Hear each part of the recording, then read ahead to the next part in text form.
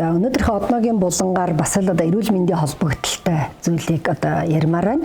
За хүмүүсийг сервантнаас мөнгө аяга гаргаа гэдэг одоо ийм уриалгыг хэлмээр байна. Манайхаа одоо мөнгө аяга ингээд саган цэвэрлээ сервантандаа ичдэг. Өнөөдөр Монгол улс одоо хорт хавдрын нас баралтаар дэлхийд одоо нэгдүгüүрт яваад байна. Энэ бол одоо маш аимшигтай тоо.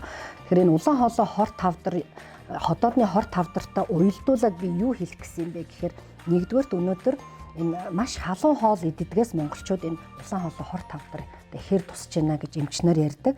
Тэгэхээр ер нь энэ мөнгө аяганд бид нар ингээ хоол юм уу цай хийхээр энэ өөр гар их халдаг штэ. Тэр чинь нөгөө талаас их сайн юм байна. Энэ мөнгө аяг нь өөрөө их халах тусмаа бидний одоо хотод руу хоол нь өөрөө хөрж идэг, төдийчний хөрдөг. Сүүлийн үед бас ийм одоо цайны аяг гарцсан байлаа. Ингээ доторх нь мөнгө энэ хэрэглэхэд их дөхөм.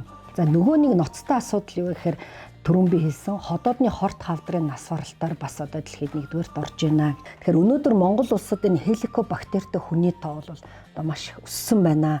Жишээлхэд одоо насанд хүрэгчдийн ерөөсө 74-өөс 82% нь хеликобактертэй, өсвөр насны залуучуудын 64% бактеритэй, за хүүхдүүдийн 65-аас одоо 100% баг хеликобактертэй байна гэж одоо надад мэргэжлийн хүмүүс хэлж өгсөн.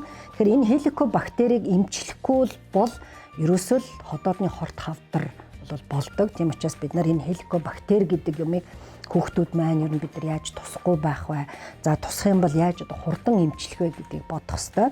Айл болгон заавал мөнгө аяхгүй шүү дээ. Ийм өөрсдийнх нь одоо нэртэй, зурагтай ийм аягуудаа хүүхдүүд одоо сургууль дээр аваачаад ингээ шүүгэндээ хийгээд эндээ цай уугаад байвал бас энэ одоо хеликобактерийн халдвар буурах нэг үндсэл болох юм уу гэж боддог. Аягны ариун цэврийн асуудал эрүүл ахуйд дээр бид нараас онцгой анхаарах хэрэгтэй байна шүү. Тийм учраас бид бол энэ мөнгө гэсэн эрүүл мэндэд маш тустай ийм зүйлээ хэрэглэе. Ажил дээрээ ч гэсэн хүмүүс бас ингээд мөнгө аяганда өөрсдөө цай хоолоо идээд байж болно.